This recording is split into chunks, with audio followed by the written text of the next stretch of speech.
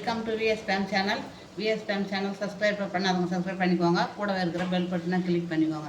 இன்றைக்கி வந்து பெங்களூர் சாம்பார் வைக்க போகிறேங்க.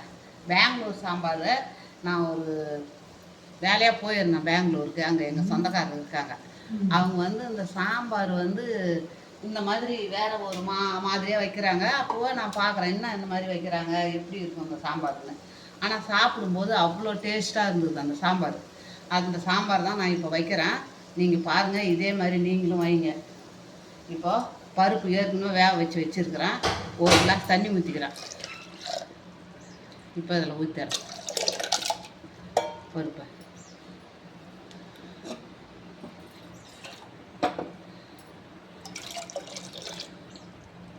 பருப்பு ஊற்றியாச்சு. இப்போ இதுக்கு பரங்கிக்காயும் கத்திரிக்காயும் போட போகிறோம். அடுத்தது தான் பீன்ஸும் கேரட்டும். இப்போ முதல்ல பரங்கிக்காயும் கத்திரிக்காயும் போட்டுட்டா அது வெந்துக்குனே பாதி வெந்துடுதுன்னா அப்புறமா போட்டுக்கலாம். இப்போ முருங்கைக்காய் இல்லை, முருங்கைக்காய் போட்டால் இன்னும் நல்லாயிருக்கும். இன்னும் இப்படி வைக்கிறாங்களேன்னு பார்த்தா சாப்பிடும்போது அவ்வளோ டேஸ்ட்டாக இருந்ததுங்க அது. இப்போ இது வேகட்டும், அப்படியே வேகட்டும். இப்போ நாம்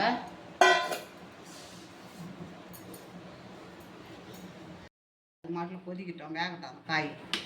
கொஞ்சமாக எண்ணெய்,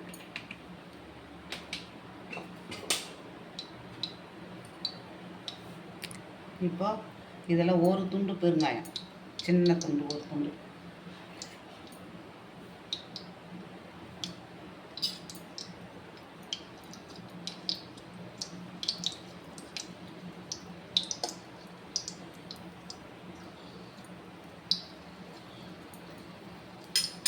இப்போ இதுக்கு தேவையான காரத்துக்கு தகுந்த மாதிரி, உங்களுக்கு எவ்வளோ காரமோ அந்த காரத்துக்கு தகுந்த மாதிரி மிளகா.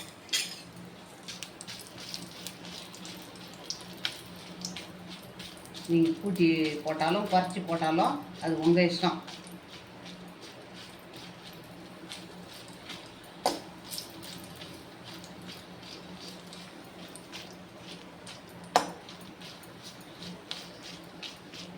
இப்போ இது கூட தேங்காய் பூ, ஒரே ஒரு பாக்கு அளவு புளி, ஒரு கொட்டை பாக்கு அளவு புளி.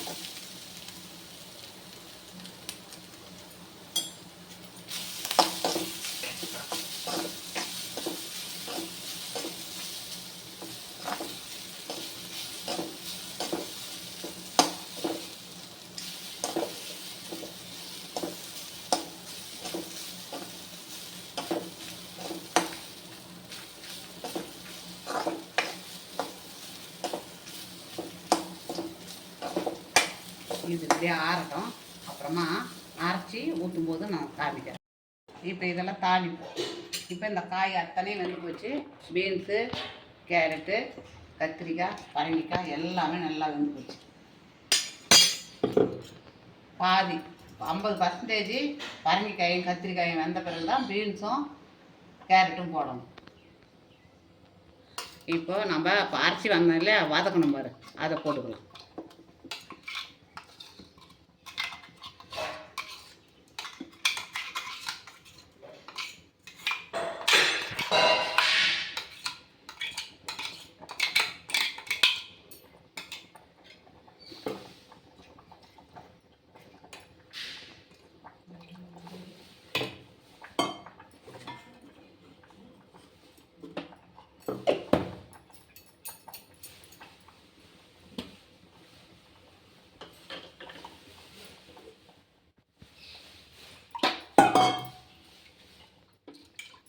இதை ஊற்றிக்கலாம்.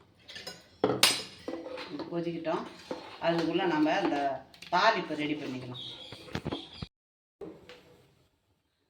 இப்போ போட்டுக்கலாம். இதை அப்படியே கொதிக்கிட்டோங்க. அதுக்குள்ளே நம்ம இதை ரெடி பண்ணிக்கலாம்.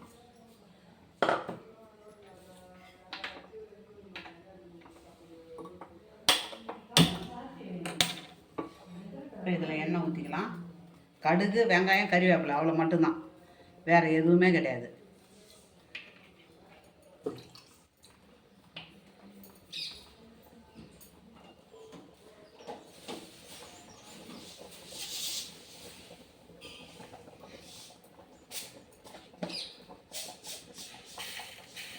இப்போ இதில் கடுகு போட்டுக்கலாம்.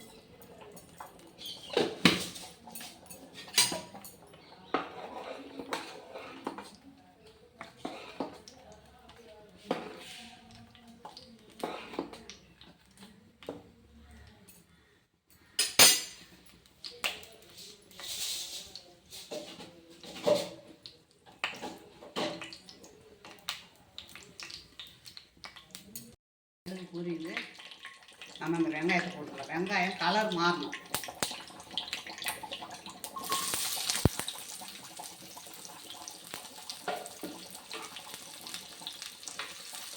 நல்லா கலர் மாறணும். இப்போ வெங்காயம் நல்லா கலர் மாறுது பாருங்க. இந்த நேரத்தில் நாம் கறிவேப்பிலையை போட்டுக்கலாம்.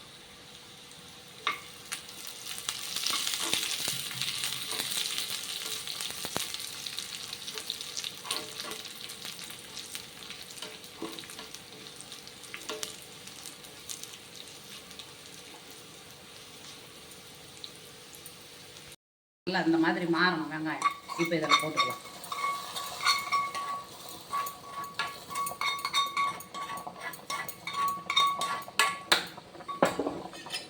இப்போ நல்லா கொதிச்சு போயிடுச்சு.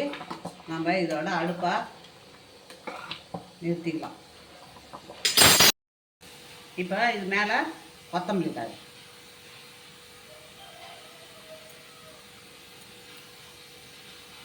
சூப்பரான பெங்களூர் சாம்பார் வச்சாச்சு. இப்போ இந்த சாம்பார் நான் எப்படிலாம் வச்சேன் அப்படிலாம் அந்த கணக்கோட நீங்கள் வைங்க. இது பிடிச்சிருந்ததுன்னா எனக்கு லைக் பண்ணுங்கள், கமெண்ட் பண்ணுங்கள், சப்ஸ்கிரைப் பண்ணுங்கள்.